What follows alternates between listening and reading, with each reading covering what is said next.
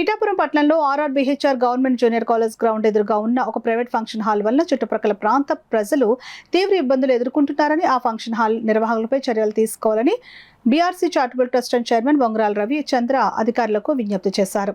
ఈ విషయమై ఆయన పిఠాపురంలో మీడియాతో మాట్లాడుతూ ఈ ఫంక్షన్ హాల్ నిర్వహణపై పాడా కార్యాలయంలో ఫిర్యాదు చేసినట్లు తెలిపారు. పిఠాపురం శ్రీ సూర్యరాయ విద్యానంద గ్రంథాలయంలో ఏర్పాటు చేసిన మీడియా సమావేశంలో రామచంద్రరావు మాట్లాడారు. కుటుంబ ప్రబోధన్ కార్యక్రమానికి సంబంధించి భరతమాత చిత్రపటాన్ని, భరతమాత పూజా విధానం తెలిపే పుస్తకాన్ని గ్రంథాలయ సభ్యులు కొండేపూడి శంకర్రావు, అల్లవరపు నగేష్ కు అందజేశారు. పార్కింగ్ ఇష్యూస్ గురించి వెళ్ళే స్థానికులు అక్కడ చుట్టుపక్కల ఉన్న ప్రజలు వెళ్ళి అడుగుతుంటే వాళ్ళ మీద దౌర్జన్యం చేస్తున్నారు. కోలంగ డాక్టర్ గారు అని చెప్పి వాళ్ళ ఫ్యామిలీ కూడా సో ఎస్ఆర్ ఫంక్షన్ హాల్ పక్కనే ఉంటారు వాళ్ళు. సో వాళ్ళు వెళ్ళి అడిగితే పార్కింగ్ ఏంటి, సౌండ్ ఏంటి, సౌండ్ పొల్యూషన్ ఏంటి, సో ఇవన్నీ అడిగితే వాళ్ళు ఏం చేశారంటే సో వాళ్ళ దగ్గర పనిచేసే వాళ్ళని వాళ్ళ ఇంటికి పంపించి మరీ దౌర్జన్యంగా వాళ్ళ మీద దాడి చేయించారండి. సో ఒక సీనియర్ సిటిజన్ ఉన్నారని కూడా లేకుండా పిఠాపురంలో చాలా దారుణాలు జరుగుతున్నాయి. సో ఇది ఖండించమని చెప్పి మేము కంప్లైంట్ ఇవ్వడం జరిగింది.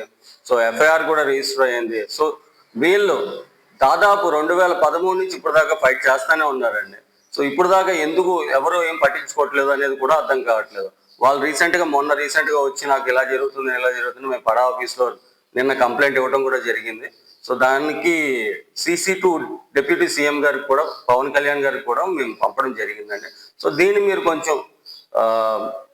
కొంచెం సీరియస్గా తీసుకుని కొంచెం ఒక సీనియర్ సిటిజన్కి ఇలా జరుగుతుంది, ఇది మన పిఠాపురంలో ఎలా జరుగుతుందంటే బయట మన డిప్యూటీ సీఎం గారు ఉన్న ప్లేస్లోనే ఎలా జరుగుతుంది అంటే బయట ఇంకా అన్ని జరుగుతూ ఉంటాయండి. ఇది బయటకు వచ్చింది కాబట్టి సరిపోయిందండి. చాలా వరకు బయటకు రావట్లేదు. ఇలాంటి పిఠాపులో చాలా విషయాలు జరుగుతున్నాయండి. సో దీని మీద మీరు కొంచెం దృష్టి పెట్టాలని చెప్పి నేను కోరుకుంటున్నాను.